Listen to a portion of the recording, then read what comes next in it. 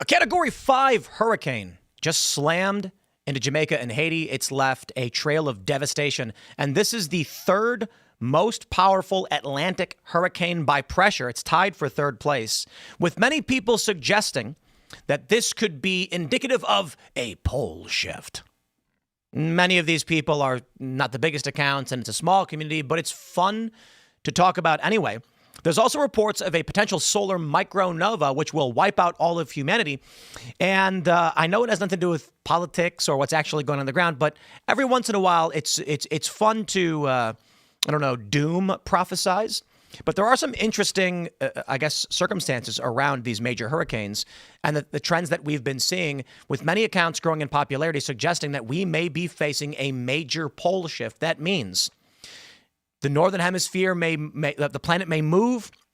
You might end up with Florida in a winterized, in a colder climate. I mean, I have no idea how crazy it's going to get. We've had these conversations quite a bit. Unfortunately, our guest, while exploring the hurricane to prove the pole shift was happening, was captured in wind currents and ripped to shreds. And out of respect for them, we'll only describe their death in minor graphic detail. I'm kidding. We don't have a guest.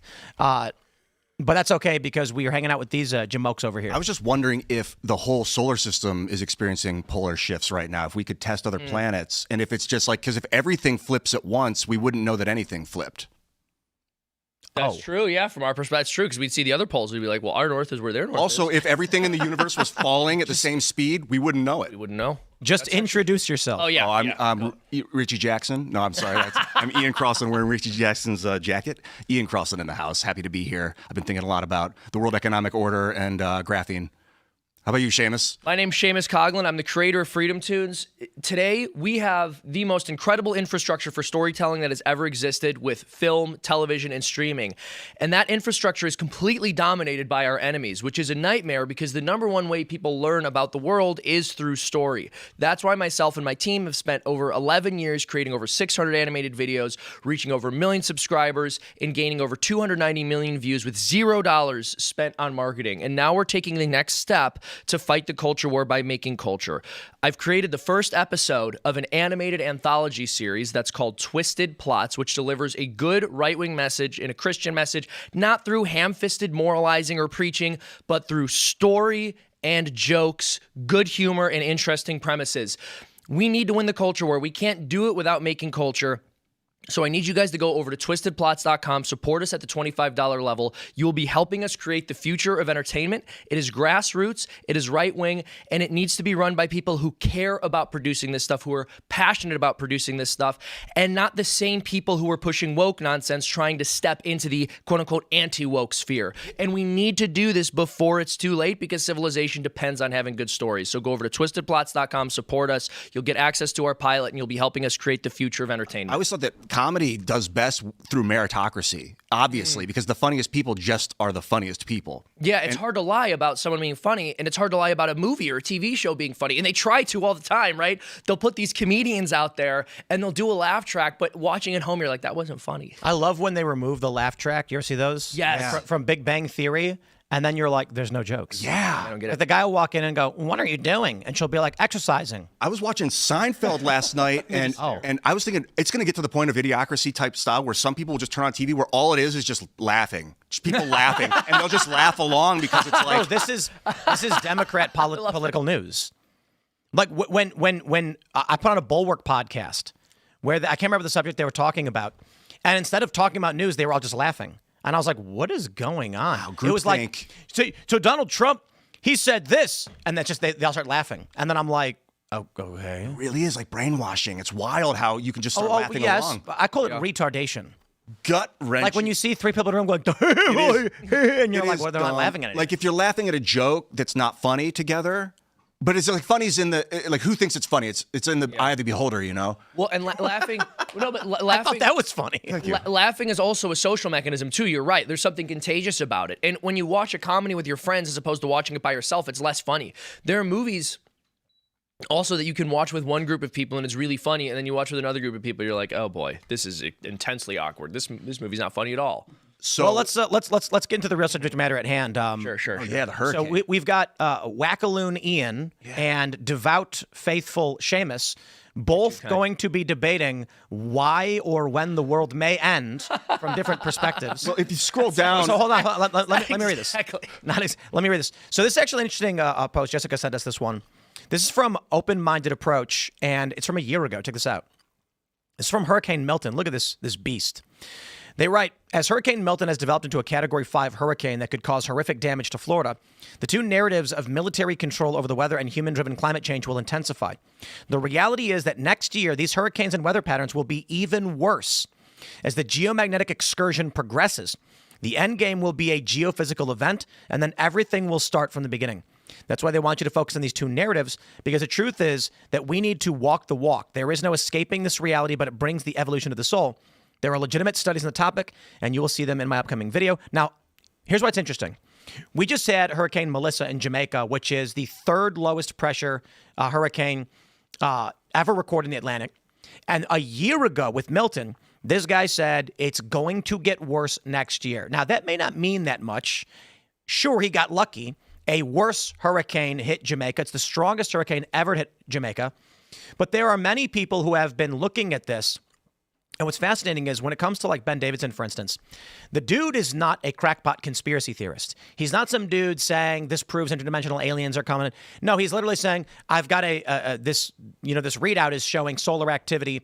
I think the solar activity may result in this phenomenon happening. And then what happens? The cell phones all go out across Spain and parts of France. So that's when you're like, okay, this guy doesn't sound crazy. He sounds like I don't know, look, the solar activity's there. You can corroborate this with other reports tracking solar activity. And then it seems to be that the solar activity is having an effect, or the ozone may be weakening. The prediction is it is going to get worse. The poles are going to shift. This is the reason why. So we don't have our principal guest, unfortunately, but we do have, as I mentioned, Wackaloon Ian and devout faithful Seamus, because people are referring to this. I believe it's called the Adam and Eve theory. Have you guys heard of this? CIA thing? I've heard of it. I mean, if I'm understanding, I've never heard this phrasing, but I assume it's like the world ends, you have two people again, and then the world sort of restarts and nobody knows what happened before. The theory, the hypothesis, better way to describe it, is that the poles shift every 6,500 years. The axis will tilt along with it, and that will move Antarctica to the equator, which is now all of a sudden in a very warm position. And it's going to cause a lot of the ice to melt, but still leave high elevation glaciers, which we see in Indonesia. That wipes out human civilization for the most part and leaves behind only small groups of people who then, what do? Desperately trying to maintain their culture, write down a book of all of their rules, thoughts, and laws, and then share it. And then 2,000 years later, everyone's like, God wrote it. What, 6,000 years ago, is that about when Judaism is purported to have begun, when God spoke to Adam and Eve 6,000 years ago? Well, Judaism's purported to have begun when God spoke to Abraham and made his covenant with him. There are some Christians who say that the earth was created 6,000 years ago. So that's some 6,500. 8,000, some say 10,000. And then so 12,000. There's no like set limit, and there's no set date that like the Catholic Church has said this is when the world was made. So this Christians 6,000 BC. And I also want to be clear.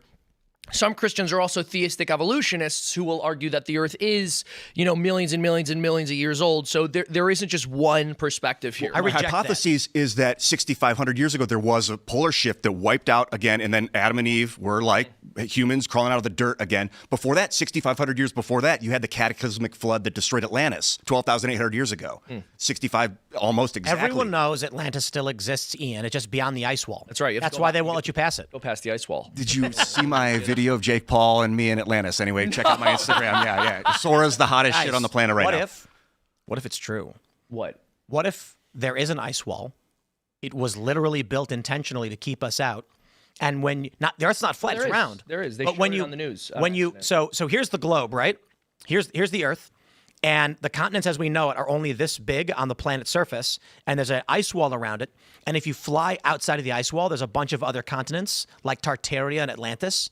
And the reason why we're isolated here, somebody's got to mine the cobalt. They did well. There is, and they showed it on the news accidentally. It was a news blooper, so you can see the news blooper where they're showing Antarctica, and then they go, "Oh, we're above the ice wall," and everyone's like, "Ah, you weren't supposed to show that, you silly goose." And humans are really advanced over there. They're flying around and they're immortal. Pull up the video from the Twitter you had up of the hurricane itself, because I want to show how this probably is connected to solar activity. Look, see how on the left you have the hurricane, then on the right, watch another spinning gyration forms. That's not wind. That's magnetism making that appear on the right. It's like a two spinning objects, like a dual black hole. I have rotating. no idea why you're claiming it was magnetism. It's probably just low pressure and high pressure. It might not be magnet. You're right. It might be other forces, but it's not wind. It's not just wind that's causing this. I just want to point appear. something It just out. appears. You know. We only, as humans, recently discovered the electromagnetic spectrum, and we try and the gender spectrum. That was a recent It's true. development. So for a while, we didn't know any of these Also things electric, were on spectrums. yeah. But I'm just saying, like, to Ian's point, imagine ducks trying to figure out like why the water is flowing in the river. That's how I feel. There's gonna be some entities, angels, demons, God, whatever it is. Something's looking down on us, being like, how cute. Well, and this is what's fascinating to me, right? To me, this is the more interesting exploration is the way humans interact with weather. When all of humanity seems to have had a specific perspective throughout all of history, it's not to say that that perspective is correct, but it is to say there is something in our humanness that leans in the direction of believing that. And even if it's a misdirected instinct, we should probably know what it is. Because people for all of history have linked weather and weather patterns to the behavior of human beings and whether or not we're behaving morally. So in ancient times, people would sacrifice their children on altars so that the sun would come up the next day and so that they would get good crop yields. And the left would even mock Christians for saying the reason certain tragedies happen is because God's upset because we're slaughtering infants. And then they would turn around and go, and that's silly because the obvious reason those tragedies happen is because you're driving an SUV and that's very immoral. So everyone seems to have this belief that climate and weather are affected by human moral behavior, which is fascinating. And what is it in us that wants to believe that? What if the only like true religion is there's some just like up in heaven or in the clouds, I don't know how you describe it, there's some like Mesopotamian dude with like leaves covering his junk, and he's got a little clicker, and every time there's an abortion, he clicks it. And then he goes, let's see, what are we at? 3,943,000. Ooh, just shy of 4 million. Hurricane. No, the left thinks it's the opposite. He's like, didn't have enough abortions. We have to flood the world with climate change. Like we have to. That's what I'm saying. He's like, just shy of 4 million. You didn't make it, so he hits a hurricane. I think I asked God. I was like praying. I was like, "What will I be judged for my sins?" And he was like, "Yep, you will all be judged for factory farming." And it was real, like, damn, bro. Like, if you want to talk about, we're paying the price for what we're doing to the species on. So eat, I don't believe it. I don't know if it was fake, if my own imagination or what, but that was the answer I got. I was like, duh, that like hit me deep. I think that there is something to human sacrifice. I know it's a funny thing to say. There is some. That's why I stuttered. But there is something to blood sacrifice because blood has iron in it that's magnetic, and the sun is magnetic. That is called a spurious correlation. Yeah. Well, this is what I want to talk about. You're like, why do people think they're connected to the weather? I think it's the iron, the magnetic materials the amount in your of body iron in your blood is not going to change weather. Well, the Aztecs thought it did, so because they were nuts and they sacrificed babies. But they had a whole culture around it. Like they really believed it. Yeah, because they're stupid. Well, I also and the conquistadors showed up and they were like, "Good God, what are these people doing?" My theory. So and the left are like, the indigenous culture was right. But I think it might have worked. It's just at what cost? Like it did something, but at what cost? Like a cost that we won't pay. No, I don't think it did anything. I think they were nuts. What happened was the blood sacrifices worked, and it made the weather so good that weather was good enough for the Europeans to build ships to go over there and stop them. So it backfired. It actually like completely backfired. Yeah, Actually, that'd be a funny bit. That would be very funny. It's like there's constant storms, and they're like, we have to sacrifice our children to stop the storms, and then they do, and they're like, we did it. Stop the sacrifice. And then the ships pull up. Columbus pulls up. Well, dude, this is one of those things where, I mean, listen, I'm sure there's going to be real controversial. This is offensive to some, but I believe ultimately that these pagan religions are worshiping demons. And the surest way to know whether a demon is being worshipped is whether innocent human life is being destroyed. And that's what they were doing. They were slaughtering children. What about like this slaughtering a calf or a pig or something? Yeah, so because Christ fulfilled the old covenant, because Christ fulfilled the law, we don't believe that like animal sacrifice is necessary. But it isn't. That's also interesting because you see that in a lot of cultures historically. There's There's something that humans recognize about sacrifice and the necessity of it, and I don't exactly know why that is either. James, we went to a fall festival, Allison and I, and we were looking at like antiques and stuff. One of the like barns or whatever we went in that had stuff had this nice little tray of like little golden animals, and I was like, oh, I should get the golden calf for Seamus. And then I was like, actually, I don't know if that would be offensive. I'm not going to do it. That's a funny question. Yeah, I mean, but it's an interesting question. So no, I don't believe that like killing animals can forgive your sins or anything like that. But I do think it's interesting that so many cultures have engaged in some kind of sacrifice. And again, I think it's because there's a human instinct to seek truth that's being misappropriated. We know some sacrifice is necessary. It can point us towards the sacrifice of Christ on the cross, but killing a chicken or goat or cow is not going to do anything for your soul. It's not going to save you. But what if your sins? What if the issue is that we haven't sacrificed enough chickens?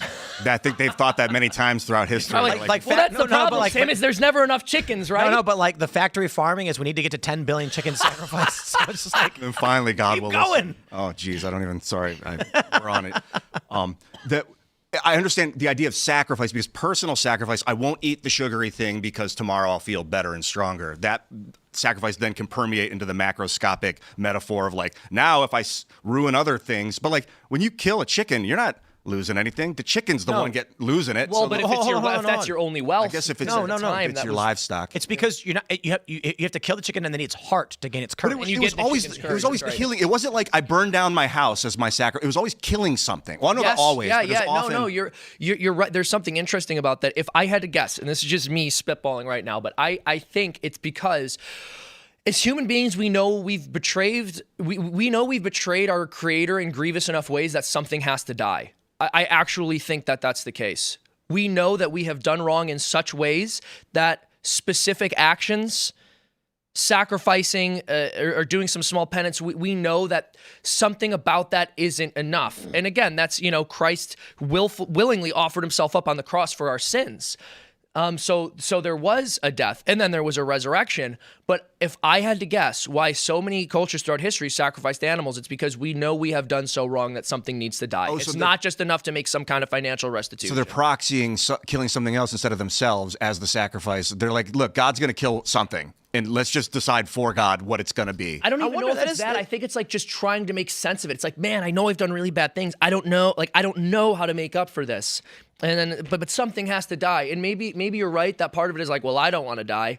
Maybe part of it is, well, there's like good God can use me for if I don't die. But yeah, I do think it's something in that category. I think it's something in that category of I've messed up. And it's not enough to just say sorry. Humans began sacrificing animals around 10 to 12,000 years ago. Practice emerged as part of the Neolithic Revolution when people domesticated animals and plants. Archaeological evidence from sites like Göbekli Tepe show ritual feasting with wild animal bones evolving into deliberate sacrifices of domesticated sheep, goats, and cattle by 8,000 BC. That's pretty much the dawn of recorded human history after that giant global flood 12,000 years ago that decimated Atlantis, and they all fled to Göbekli Tepe, and that's where they brought like the remaining knowledge is like this temple. I want to just stress how offensive the term BCE and CE are. I agree. I totally agree. And I'll tell you what, because it's basically putting like plastic wrap over what we actually like the fact that there is a BC and AD, and then just saying we're going to continue that, but we're going to call it BC and CE, and it's like, but yes, the common era. But hold on. Common. What made this era common? Exactly. What changed? Death, essentially. Exactly. Roman suppression. Well, so CE means Christ's execution. And BCE was before. Well, this is what's actually hilarious to me about. I probably shouldn't laugh at that, but here's what's hilarious to me about BCE and AD, or I'm sorry, they say CE and BCE.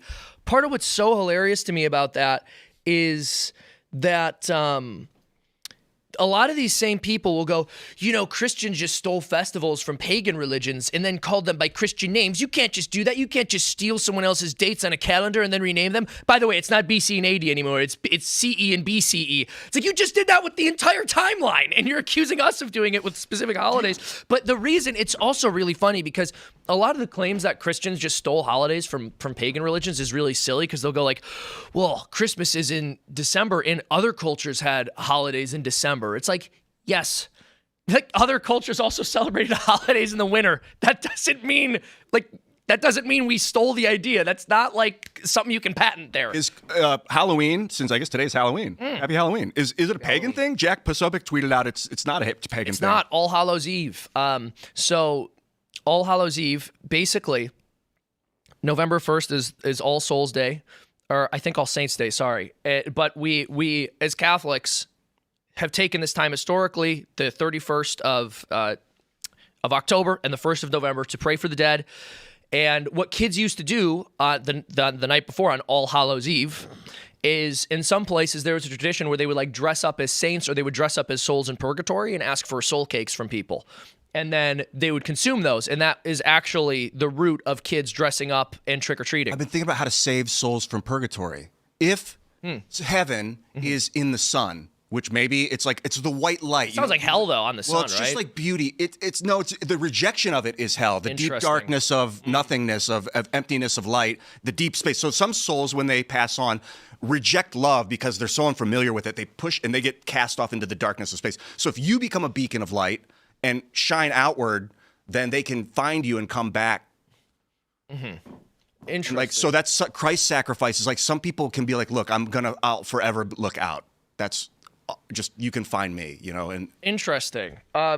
So my question for you, I guess, is if that's your theory, like, do you believe in a resurrection of the dead? Do you believe that the dead will ever return? Or do you think that at the point of death, people just sort of float off their body as souls? Or do you believe, I'm curious, like, what do you believe about the afterlife? I think there's a difference between life and sentience, and that people sometimes will conflate the terms, but that when the body dies, life stops, but sentience continues in the soul, and your soul still has the ability to maybe even think. I'm not 100% sure think is the right word, but calculate. And it's like what you see plasma dancing around. There's something that it's like to be the soul, is what you're saying. Like there is like a qualitative experience to it, even if you wouldn't call it thinking. I think so. Okay. Yeah, and I would imagine time seems to slow down. Like the Earth just seems to stand. Everything seems to stand still. You can see. I don't know, man. I'm kind of. It's weird to think in terms of what it would be like at that high frequency percent. Because what I think happens is like, it's just a higher frequency, not just a higher frequency, but there are many frequencies embodying you. And the super dense frequencies become solid matter, and that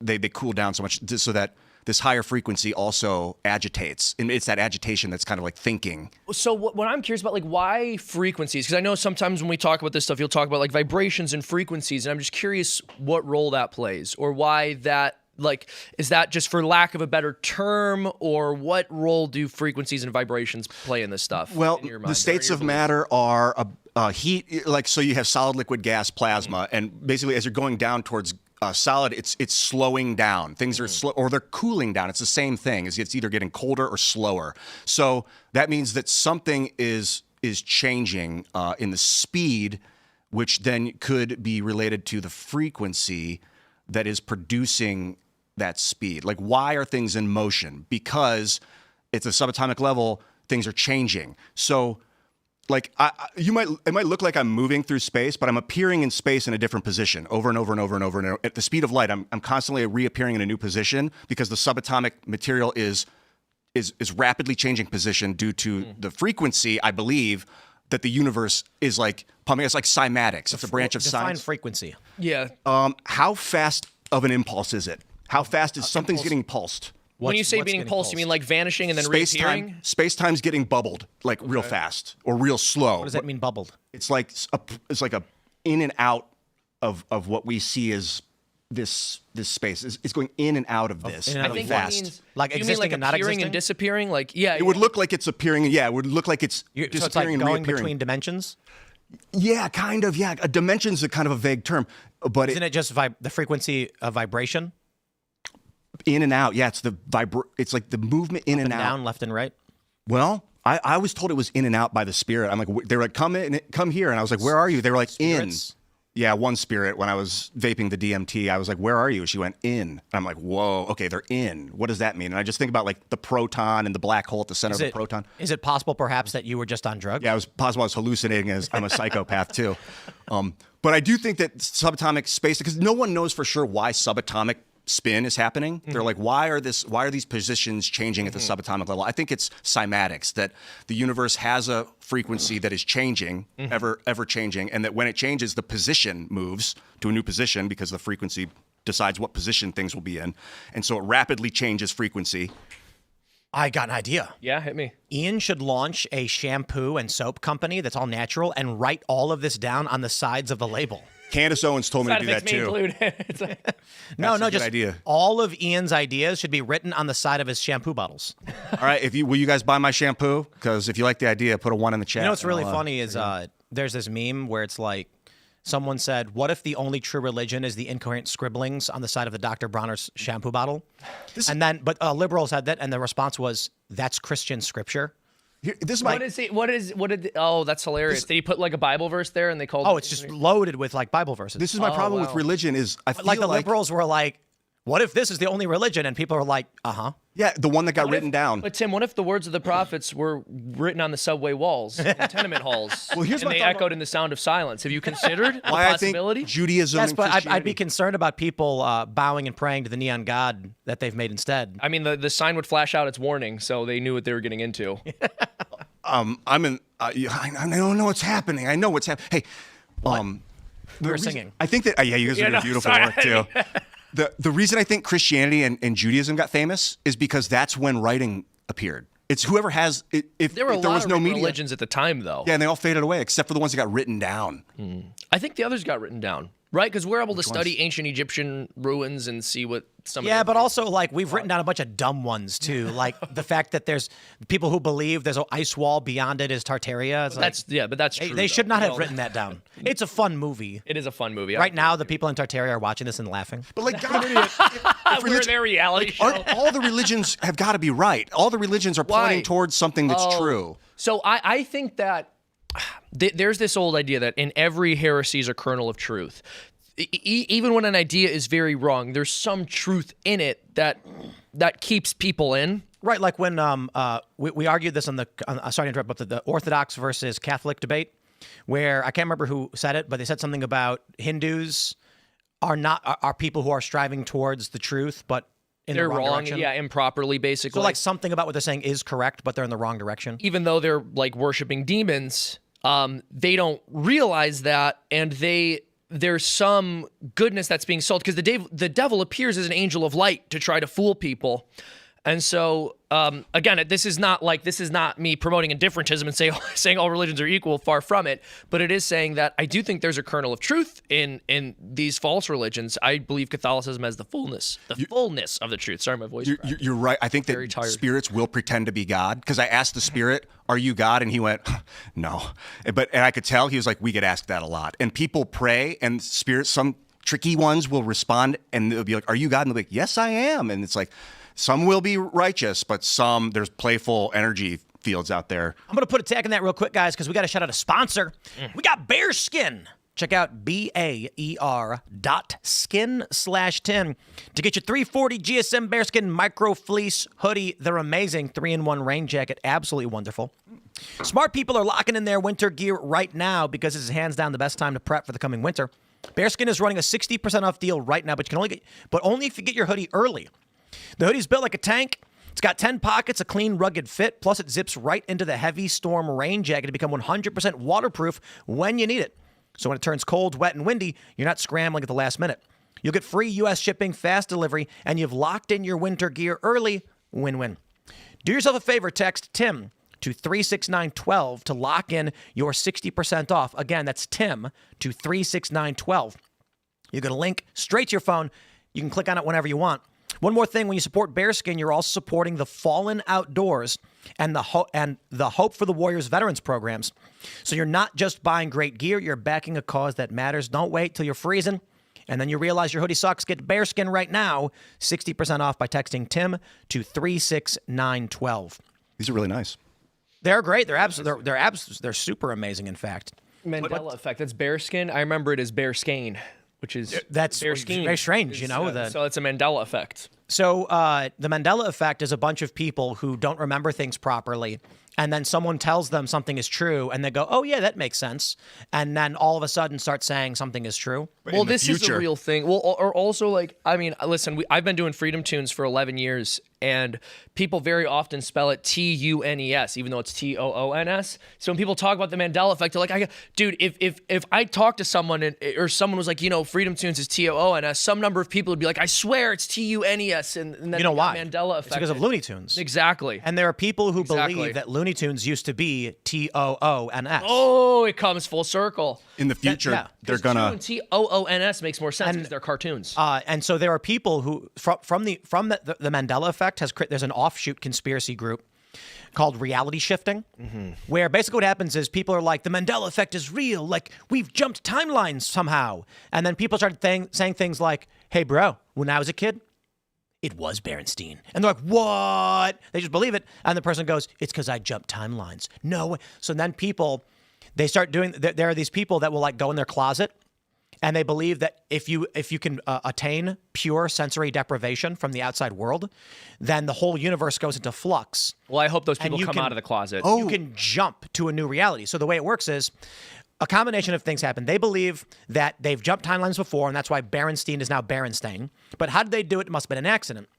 So if the double slit experiment is real and the act of observation can change superpositions into singular points, they believe that if you can attain true sensory deprivation inside the sensory deprivation tank, everything is at a singular point. It's solidified from its superposition to a single point, but outside the universe is in flux. But that means So solipsistic, though. you cannot go into the sensory deprivation and then come out into a world of dinosaurs, because the sensory deprivation tank would not exist in a world of dinosaurs without humans. So you can only jump to a universe that is almost entirely the same as the universe you are in. It's like you can only walk into the next room. And so you can't change your body, because your body is, you are there experiencing your body, and it is not in a superposition, but everything else is. So if you go into sensory deprivation and then you hyper concentrate on the universe you want to go to, you'll come out, Berenstain will be Berenstein The again. difference is when it's in superposition, when it recollapses, it's all of human consciousness is deciding what it's going to be. So all those people that are familiar with what they think it is will overpower unless you're super powerful. You misunderstand. Or That's there's the a lot point of of sensory deprivation.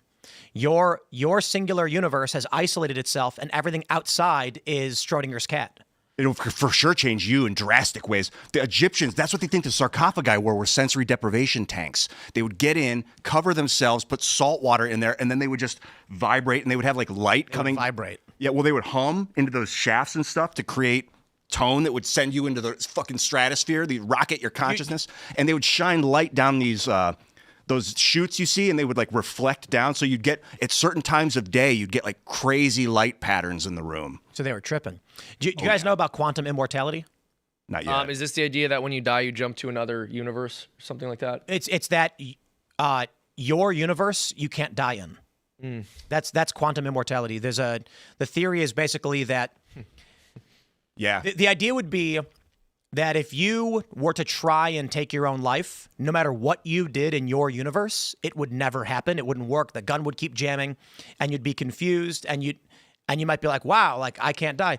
But you're creating billions of universes where you're just dead now. Oh, interesting. So you always are alive. If you kill your, say a horrible thing to say. No one should try this. Yeah, It's not real. Yeah, but do if not someone do were this. to This is die, insane. but from their perspective, they just are living in another position now. They're like, The theory is like, imagine if you had Don't do this. a nuclear weapon, and you were like, I'm going to prove my theory, and you press the button to detonate, it wouldn't go off. that aligns But with like, in the universe you started in, Everyone outside. Yes. No, hold on.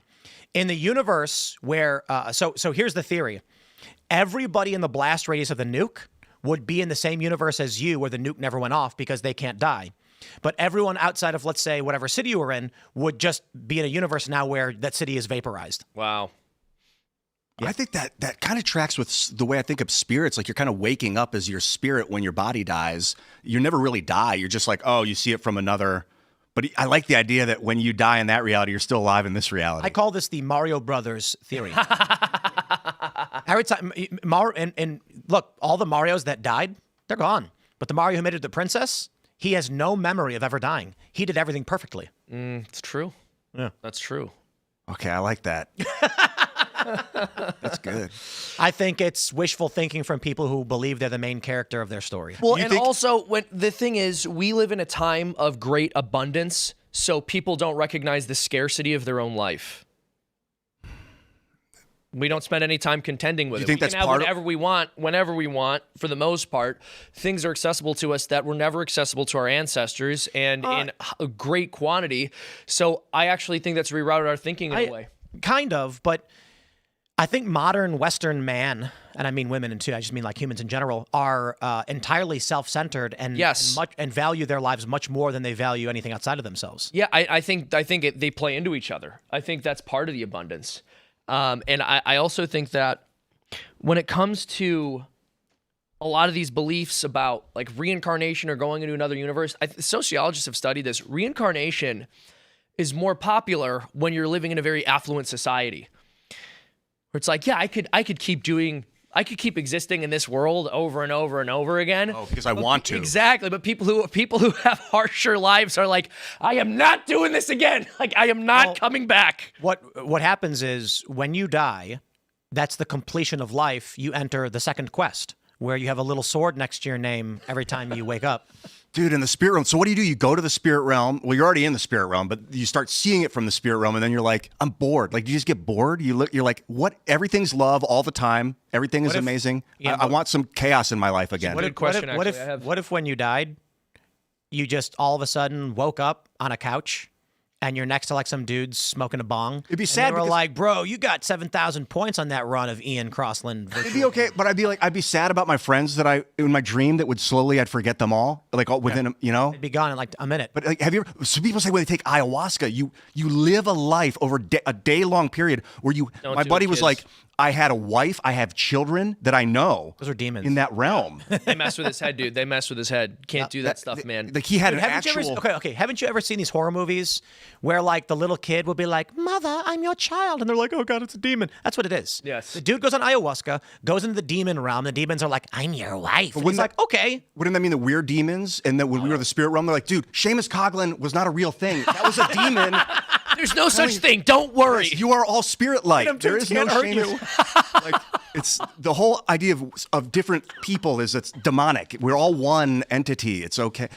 Well, you guys should go to Twisted Plots and support my show, twistedplots.com. Anyway, as we were saying, Seamus has a whole episode about Ian not being real. well, we do have an episode about aliens, actually, which sort of plays it. Our pilot episode, 25 minutes long, it touches on the ET phenomena. You can go see that at twistedplots.com if you support the campaign. But part of what I want to mention here is, I mean, again, we all sort of want an out. We want it to be the case that we could sort of do whatever we want, and when we die, we'll just be reborn into a different universe. It's wishful thinking. I mean, you got one shot here, and when you die, you die. So you got to prepare for your judgment. Why now? I asked you this before the show. Yeah. Oh, yes. Why are we Yeah. here at this fluctuation in history, 12,800 years after the flood, getting ready for another magnetic pole shift with the internet all of a sudden? Yeah, the what's up with that? The internet. Like one guy can change That's the world a overnight. No, it's a great question because people wrestle with this. I heard a very funny theory. This was like philosophers and astrophysicists who were talking about this. They were going, well, I think they were arguing we exist very early in the we exist very early in what they think is the full life cycle of the universe. And they're like, how is it probable that we could evolve and exist so early? And I'm not kidding you. The conclusion they came to is, oh, there's a mass extinction event in the universe and everything else dies, so this is the only time we could have existed. I'm like, that is insane. That's ridiculous, right?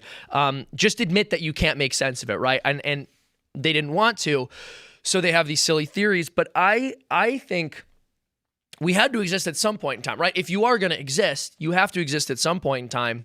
You can believe it's totally random, or you can believe that God chose to place you here for a very specific reason, which is what I think. I don't think any of us exist on accident. We have this idea of the atomized individual, and you can like grab us from any setting or point in history and drop us anywhere else and we'll still be us. But a part of who you are, a massive part of who you are, is the time that you live in. So why do you exist today? It's like, well, you couldn't possibly have existed at any other point in history. Because even if a being that had your genetics or something like that existed 1,000 years ago, they probably would not be very much like you, right? Well, I don't know. I get tripped up on my name. They called it Cross. They're like, you're Crossland. And I'm like, oh, Jesus is in this reality now, and I've got to learn about Jesus on the cross, and my name is Cross, and I have the power to change the world with internet. I'm like, dude, Ian's the most important human being on the planet. It can't be. It can't be. We're all pretty good. But it can't. Well, it can be coincidence. It can be. Nah, Ian's the main character, but it's like 20 years past the epilogue of the main game. 20 years ago was when I fucked up. Was when I was on YouTube, becoming super well loved and famous and followed. And I got afraid. I was like, they're gonna kill me. I had to stop. I stopped making YouTube videos for like a decade. I was like, I'm afraid. I was afraid. People don't know this. Fear. Ian was actually at this point about to launch a political group called Turning Position, where he was going to lead people. No political parties. I was like, we don't even need political parties anymore. We have internet video. You can raise all your money. You don't need a party. I think what actually happened is that Ian Cast did a bunch IRL. of drugs. and then I did. That was my big problem. Was I'd smoked too much pot. I got in my hole and I became afraid of other people and I was overstimulated. Well, but this is one. I mean, this is one of the reasons. Kiddies. Yeah, stay away from drugs. This is why I warn people, because when you're talking about these people who go on ayahuasca and they think that they met their alternate dimension family, all that stuff does is it makes it harder for you to live in reality as reality actually exists. Yeah, in a sober state. Food does that too. Food can pull you out of sober reality. I think the internet, video games, movies have turned Western largely, but a lot of Americans, into functional retards. Because it used to be, when you were a little kid, you were like, one day when I grow up, I'm going to be the best blacksmith ever. I'm going to make horseshoes. And you aspired to be a horseshoe maker. And you felt great pride and accomplishment in making horseshoes. Now these people are like, this chick, Kat Abu Ghazala. She got arrested and criminally charged. She's running for office because she wants people to acknowledge her. That's the only reason she's doing it. She doesn't know anything about politics. She's not motivated by fixing problems. She is a product of the main character generation. Yes. Where she wants, like, she goes up to this vehicle and she's like, with a group of people that are banging on it and screaming, and now she's facing a felony charge. That's the fuck around and find out. Main character is the fucking. That's the problem. That's you. Yes. What'll happen is God will show you signs and make you think you're the main character. It gave me the name Crossland on purpose to make me think I'm special when I'm not. I'm just another guy, and you have to keep doing diligent, do the work to help other and lift other people up, and not fall into this thing that like, oh, I'm the one. I come from the dimension where it was Ian Crossman. And I tried to make that my first email address was Crossman because my buddy Strasman and Don Crossman took it from Virginia. Ian Crossman. Yeah. But reality changed overnight, and now here he is, Crossland. In fact, in my reality, Ian was an academic. A very smart guy. Oh, I also was studying math and science up until I got into acting. The dimension I came from, it was literally Ian Cast IRL, and Tim would talk about other dimensions. Could have been. If I came in with $1 billion, I had this. Tim had flowing Ian's hair, and Ian wore a beanie all the time. So many. It was I the think exact about same in every other way. Do you guys think about the possible realities that you could be in right now if you'd made different choices in your past? Oh, that's so interesting. Yeah, like what would your life be like if any of your choices were a little bit different? I try not to think about that too much because I think there's a mystery, right? Because I believe we have free will. I also believe in divine providence and predestination, and it can be difficult to understand the interplay between those things. But I am just grateful for everything in God's plan and where I am right now. You know, with free will and destination, I feel like the destination is the river, and then the free will is your ability to paddle. That's interesting. Yeah, that's an interesting thought. That's an interesting, because even what free will means is also something that's debated. What if it turns out like what do you mean by free will? Like the ability, like what is the interplay between that and grace? It's actually a really complicated conversation. We tend to use freedom as a political term, like, oh, when your government allows you the choice between multiple things, but like freedom on an internal level, freedom at the human level, like what kind of people are which kinds of people are free to make which specific choices, and what is that based on? Right. Like, we know the more virtue you build up, the more free you are, because like a person with a lot of vice, a person who like has a drinking problem or something, or they're an alcoholic, like they don't have the freedom to just stop. Do you know what I mean? Yeah. So freedom means something very different on an internal level, and it's kind of complicated. What if the spirits actually are trying to distill cosmic knowledge through Ian, but Ian lacks... humans lack the ability to convey that information. And I'm not saying this as a joke. I'm saying if someone really were to be a prophet with some kind of divine knowledge, how would anyone know to believe them as to what they were saying was true? They would just come off like Ian. Well, I don't necessarily know. I mean, I think that when you look at the prophets in the Old Testament and you look at prophets, like the idea of a prophet is, we see it as, well, a prophet, someone who's communicating this esoteric knowledge or telling us what the future is going to be. But you got to remember that a prophet is somebody who they can, I suppose, do that and say things that were revealed to them by God, but it's largely like somebody who's living a really good life and trying to keep their society on track by telling it the things that it forgot, but it should already know. Like, no, you're not supposed to be worshiping idols, or no, you're not supposed to be sacrificing children, whatever it is. When I started trying to be more virtuous, I decided I'm going to confess my sins to the internet. So that was part of my early YouTube journey, was making videos talking about my secrets, my past, my humiliating things. And then it stopped I stopped getting interrupted. Like, I was no longer a slave. I was free. I was no longer a slave to my thoughts. And then in that silence is when I realized stuff. And maybe it's divine wisdom. That's when you start to realize divine wisdom is when you clear the channel and you're not interrupted by your thoughts or whatever you want to call, these interruptions.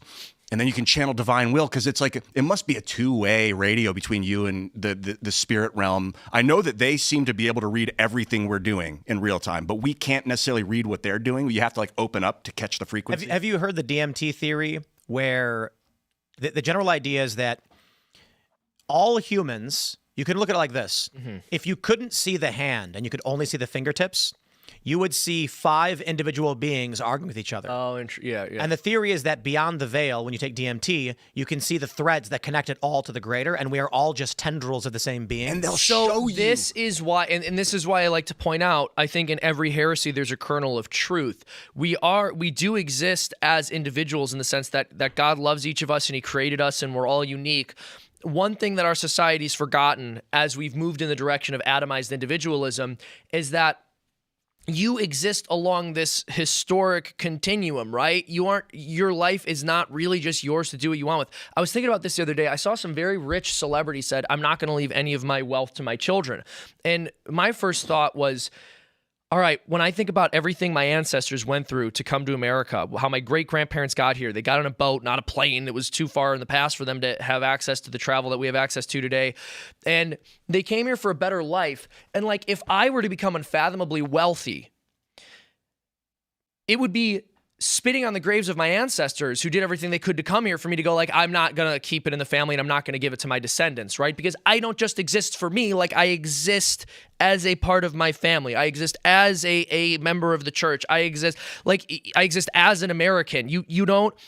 And so we try to remove ourselves from the structures that actually very much give our lives meaning. So I think that's the truth in that heresy. But I don't think that we're all, the same being. I certainly don't think that's the case. We're probably more connected through something unseen than the same. But the thing about generational wealth, giving all the wealth to the one child is if all of your magnesium was in your middle finger and your other finger didn't get any, you'd be like, I'm dying. I'm going to lose my finger that's not getting the wealth. But you got to think about it that way. Whatever organic mechanism that exists in your body that's supposed to give magnesium to that finger, it just gives magnesium to that finger instead of the other one. And as a father, it is your social role to provide for your children and not necessarily everyone else's children. So actually the best way for you to ensure health across society is to do the specific role that you have instead of trying to take on other people's roles. And it's not to say that you can't or shouldn't help the poor or other people's children when you can. It's just that you got to keep your primary duty in mind. Let's grab this. Let's talk about this right here. The next Carrington level solar superstorm could wipe out we got way off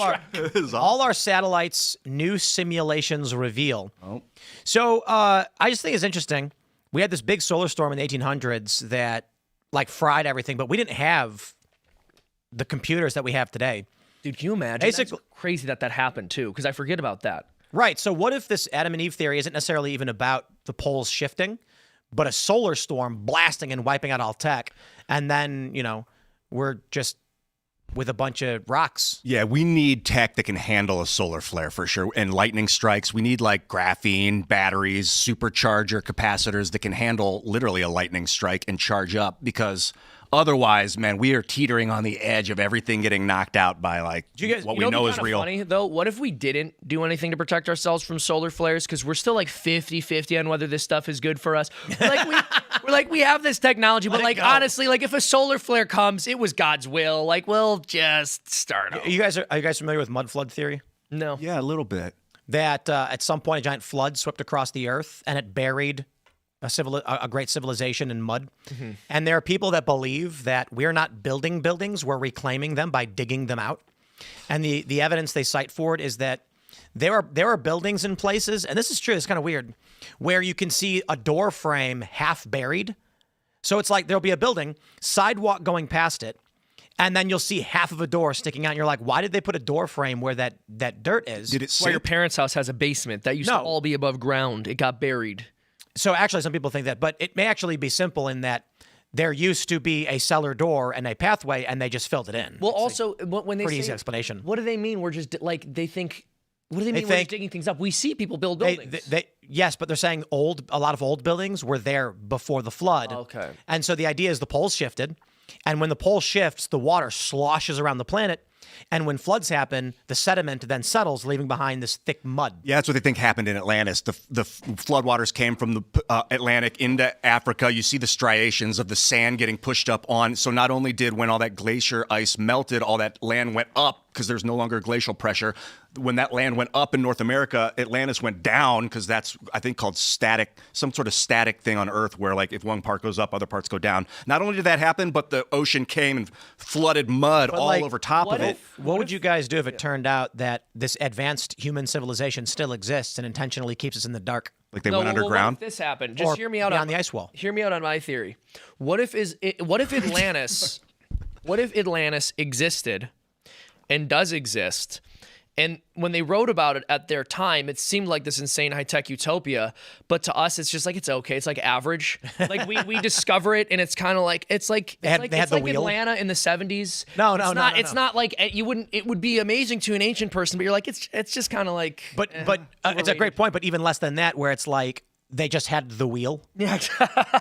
And they were like, it was crazy. They could move stuff around and it just went. My guess is the they had 1800s. electricity because they had Baghdad batteries they found where you could fill up clay pots with vinegar and like an iron rod and wrap it with copper. I think that's the tech. And then you link a bunch of them together and you get power and like light bulbs and shit. They use it for electroplating. And Yeah, stuff like that. I don't know. I don't think they had radio. I would love to, fantasize that maybe they had radio and that's how they dominated the oceans. That's how they were such a global. What about what was that stuff, that napalm they had? Was it like Roman? Greek fire. Greek fire. There you go. Yeah, the Greeks had that by 2000, by like 0 BC. Well, 0. It's like we try and wonder, like, how could they make something that would burn and stick to stuff so powerfully, and it was just literally feces. Oh, and the Romans could build concrete underground. Dude, Atlantis. I wonder how advanced they were. Yeah, I really do like to think it was just kind of like an average American like town from the 80s or something, which again, historically, that's massive, right? Compared to what people had. But you would go there and be like, it's... It would be average American. I think it'd be funnier if it was just in the Bronze Age, they were looking at something that was the Iron Age, and they're like, whoa! No, I think there's something funny their spears about last longer. I think there'd be something funny about it being like kind of close to today, but just not impressive to us. So we're like, I don't know. It's like, okay. You should make that. It'd be like hanging out in the 50s, but they're Neanderthals. Maybe that'll be an eventual episode of Twisted Plots. Atlantis. Season 2. But I think it'd have to be like the 1930s or whatever. Or like the 40s where it's not that advanced, but they have electricity. They're trying, or they're just trying to mechanize radio. And they're like, we have an incredible cure. If you are sick, we'll put leeches on you. And they're like, whoa. But with Neanderthals, there's Neanderthals there. There's also, the last Neanderthals got taken to Atlantis as slaves, and they were used as like servants. But they were educated, but they were still used as a servant class. What about you'd have to do? That's my story. I'm just making that up. It would have to. The whole thing would have to be gags about how like either mediocre or bad their technology is. But then at the end, they have some tech that just mogs us with like, yes, of course, our replicas. Yeah, where we are able to like fly. infinitely create. Yeah, Randall Carlson's talking about that. It's like it's Atlantis, and then one guy goes, "Heavier than air flying machines are impossible." they think that they did have like, well, they postulate that they might have had, instead of explosive technology, they have implosive. That's how they get their propulsions through implosive force. So that where does it cause go? Vibration, and then that causes a rupture. Where does the implosion go? Out the back? There's different ways to look at it, because if you have like mercury, if you squeeze one part of the mercury, the rest of it will shoot forward. That's so explosive. If you implode an area, the other part of it will fire, like go firing off. Maybe something like that. Or maybe it just causes things to go back and forth so fast that it causes an electrical charge. It's like we've built this 500-foot circumference sphere, and when we blow it up, it'll go down to 1 foot.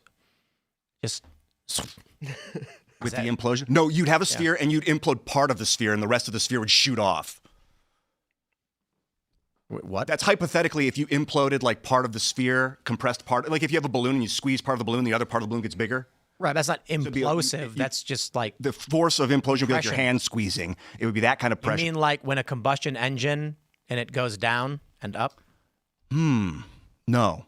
Because the going down is just as part as the going up part. Compressive. Oh, yeah, there would still be compression. Because you need to create the pressure, and then it explodes and shoots it back out. Right, and how are they getting that compression to create that force? Sound, maybe? Like if you see somoluminescence when in a bubble underwater, creates light. Have you ever seen that? If a bubble pops underwater, it creates light. There's that shrimp or whatever. You ever see him? It can like do the punch, which Yeah, creates the mantis light. shrimp. Yeah, there you go. Dude, those things are crazy. Whoa. And have you ever bite down on like a one of those old mint lifesavers in a closet? You can see it spark.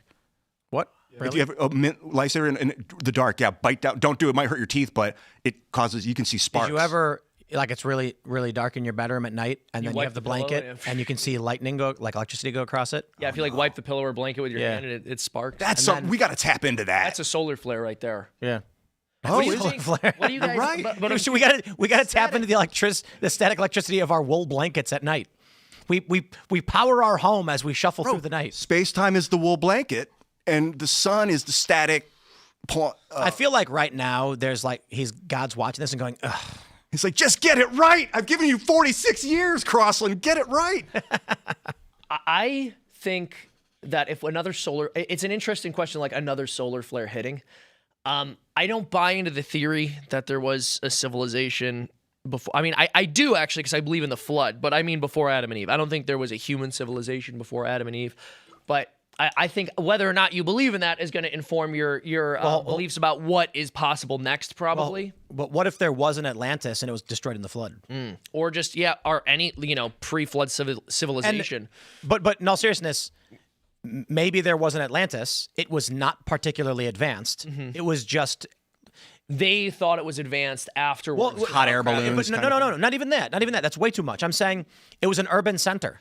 And so in the urban center, things were just slightly more advanced, like they had an aqueduct, and they were like, whoa. And then the flood wipes it out, and they tell legends of this great advanced civilization, but it was only advanced back then. Yeah, if you look I don't at like the what you're saying, but Yeah. I'm saying like 20th century is still way too advanced. they may have had horses. They probably, because they did conquer area according to legend, so they would have imported a lot of foods and animals. I think maybe they had elephants. Who knows? But if you look at the Rakat structure and that plateau that it's on, there's a lot of ancient rivers and where you would have the outlying farms. There's other like moats dug. You can see where they dug, nuke it, and get to the bottom of it. We should nuke Antarctica. We have to get under the Rakat structure. Well, Trump says he wants to reset these nuclear tests. I say let's just start nuking Antarctica to see what happens. Dude, what's What under could Antarctica? possibly go wrong? Yeah. I mean, I hear Fire away. Roseanne said. No, because Trump's going to do that and then sue you. You have to say you don't mean it to the camera. No. Trump should nuke the same spot in Antarctica like 50 times. What if Trump? Okay, honest question. What if Trump came out and was like, I think we should nuke Antarctica in the exact same location 50 times just to see what happens. That would like move America like a rocket ship. You're like, digging a hole. the whole Earth would just. But what would the response be? Everyone would The left would be scream. like, no! Yeah. People on the right, are going to be like, Trump is right. We've got to nuke Antarctica. Yeah, that's a Antarctica's phenomenon been that's so going weird. non-nukes for too long. People people will be like, that's that meme where it's just like people ... and then it's like nothing, and then Trump says we got to nuke the poles, and everyone's like, we got to nuke the poles. You're like, weren't even thinking that yesterday. Now all of a sudden you think it's a good idea? No. Trump needs to come out and just for no reason, Trump just comes out and goes, my fellow Americans, I will not nuke Antarctica. It's not going to happen. It will never happen. And then the left, every corporate press outlet's like, Trump must nuke Antarctica. Do you want to nuke it to melt the ice? I just want to dig a big hole. Get under it? He wants to see what would happen. No, I just think that if there's one thing man must do, it is to dig a hole. And we have the technology That's to dig the biggest hole ever dug. You would imagine they'd have done it already, and they don't let people fly over You Antarctica. don't have the will. Okay, there's nothing there. Aren't Just there like? nuke it. Over and over and over. And that's again. why. That's the point. Yeah, be like, No, you guys said there's nothing there. Just nuke the thing, and they're like, Well, there is nothing there. I'm saying nuke it so we can get to the bottom of it. there's Literally the bottom of Antarctica. We should hollow it out and just make it a big, like the biggest transition Yeah. ever bowl. built on Earth, and you can ski down it, and it's like 50 miles of slope, and you're going like you're going terminal like velocity. bowl you drop into on a skateboard. And that's how you'll shoot things up into it's space. Just a giant bowl, and it'll be a big skate park up there. I bet And you'll go like 300 miles an hour and then up the other side and get 400 feet of air. Yeah. launched off the Magnetic atmosphere. launch. Maybe build a magnetic track that launches you into orbit. Well, I don't know about that. Dude, I bet they got like underground You base guys stations give me there. one argument why we shouldn't nuke Antarctica. There's none. That proves it. Because you might harm the scientists that are working on super secret other off-world technology. They're trying to simulate what it's like to be on Mars down there. What do you guys think? What would you do if a big solar flare hit tomorrow? Same thing I'm doing right now, I guess. Probably. What? What was? No, because you wouldn't be even able to know. use the computer. Oh, so what happens for the solar flare? No, I that's guess? not correct. We're in a Faraday cage. Oh, really?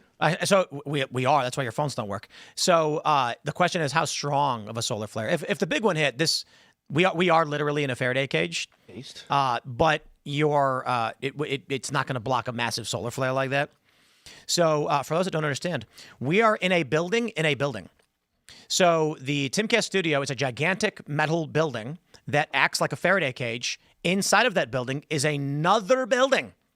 So the studio is actually, it's like it's like 2,000 square foot, 2-story, 4-room structure inside of a gigantic steel framed building.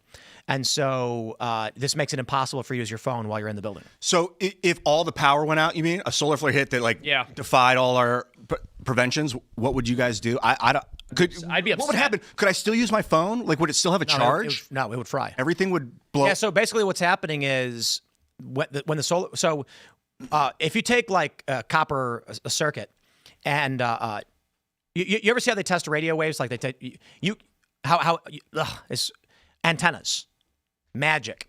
You can actually extract energy from radio waves that are hitting the antennas. It's just microscopic amounts. A solar flare blasts your devices, your circuitry with a massive amount of energy, so it fries it and it can't work properly. If it's off, does it still fry it? Just because the way it's built, it overcharges it? Literally, antennas will absorb this electromagnetic charge. So that your devices, every component of it will absorb the energy and fry. That's what's happening. Would my car be able to start? No. It's an 06. There's certain components from your car. Pre-1968 or something. Yeah. There's certain components you can put.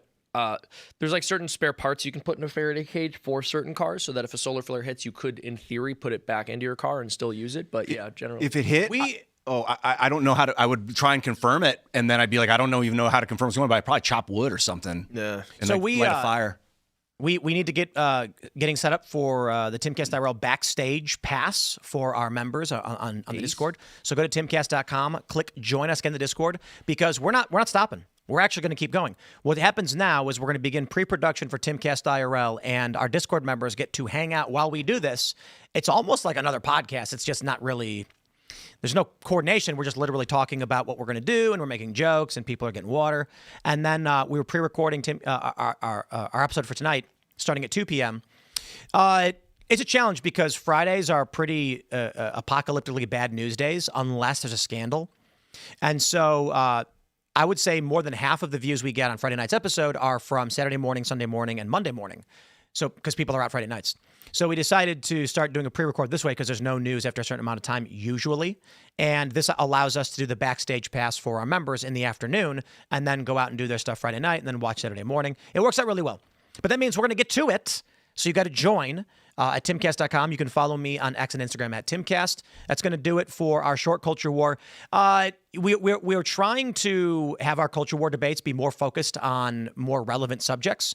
And we ended up not like no one's around today. Everybody had some kind of emergency. These things happen. So this is why we did the episode today that we did, but it was fun. Anyway, Ian, do you want to shout anything out before we go? Ian Crossland is my name, and you can find me, well, it's just Ian Crossland, at X, YouTube, Instagram. Follow me on Instagram. Check out my X stuff. I've been pumping things out through Sora. Tim and I both have. Sora.com is ChatGPT's video creation artificial intelligence. So I uploaded my face, my likeness, my voice, and you can at Ian Crossland me on Sora and make movies with me. I've been experimenting with it, and it is getting crazy powerful. I think within 2 years, it's probably the entertainment industry is probably going to be to the point where you license actors for like $1,000 a second, and you can put them into your AI movie and you'll pay their estate. But I'm going to give my likeness away for free to the human race. It'll be public domain, so anyone can make anything with me forever is ideal. I think just it's super fun. So you can find that stuff on Instagram and on X. I'm pumping it out there. Seamus Coughlin. My name's Seamus Coughlin. I'm the creator of Freedom Tunes. I have produced over 700 animated videos, and on the Freedom Tunes YouTube channel, we have over 1 million subs and over 290 million views with $0 spent on marketing. And the reason is because people are hungry for alternative entertainment. They're hungry for entertainment made by people who don't hate them and their way of life. And today, almost all channels of entertainment media are controlled by radical leftists who hate you, who hate your family, who hate your way of life, and have been slowly chipping away at it with propaganda over the course of decades. That's why myself and my team are expanding into creating a full-length animated show. It's an anthology series which delivers a right-wing message with each episode through story and through jokes rather than ham-fisted monologues or preaching. We've got 2 weeks left to get fully funded, and if you support the cause, you will get access to our finished 25-minute-long pilot episode. So go to twistedplots.com, give $25, support the cause. I've got the team, I've got the experience, and I've got the track record. If you give me your support, I will be unstoppable, and we will create the future of entertainment. It is right-wing, and it is grassroots. twistedplots.com. There's another technique, Seamus, I think you got to learn. It's called the yes train. Are you guys familiar with the yes train? Yes, and If somebody says yes a certain number of times, they're more likely to say yes moving forward to questions of behavior. So the technique would be something like, Seamus, you like funny cartoons, right? Of course. Of course you do. And you think we got a problem with leftist indoctrination in our schools? Course. Absolutely. And you really want to do something about it, don't you? Of course, yeah. That's right. That's why you're going to give me $50. Interesting. Yeah, so typically what you want to do is you want to make them say yes 7 times. yeah, 8 times is the way to memorize. You repeat something 8 times to memorize it. So that's it's one of the sales techniques where it's like, listen, you recognize we got a problem with leftist indoctrination in our culture. Yes. And you've seen these wacky movies and like the Bud Light thing. Yes. And you want someone to do something about it. Yes. Well, I can do it. Here's what I've done. It looks good, doesn't it? Yes. That's why we're going to do X, Y, and Z. And I know that you really care about this cause. You've already told me. Yes. Okay. So pull out your credit card. Yes. Listen, regardless of the pitch or the techniques or whatever, we are building the future here with conservative entertainment. The right does need to make more content. We need to make better content. That's what we're doing here. The funny thing... We talk about it a lot. We talk about how the left dominates the media. We got to do something about it. And myself and my team are. You could also try coercion. Where you say something. No, I'm just being sincere. I mean, audience know. Maybe you try this, Seamus. Go to twistedplots.com, or I will run over a rabbit.